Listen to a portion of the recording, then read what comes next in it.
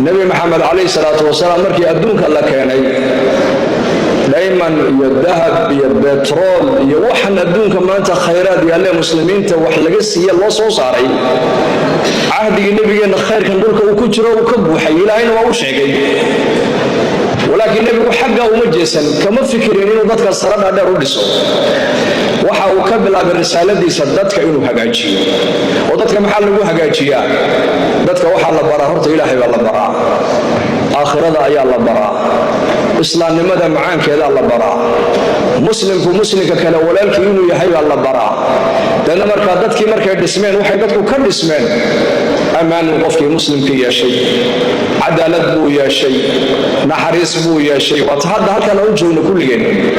dadka naafada ayaa la xasuusto loo damqaday nin dhaqaale bixiyay iyo nin fikrad galiyay iyo nin dadaal galiyay waana ka farxinay waa lix qoys waxaan halka aan kulligeen isugu imanay ka farxinayno soo wax Ilaahay ku farxayo Soomaaliya marka qof walaalka muslim aad ka farxiso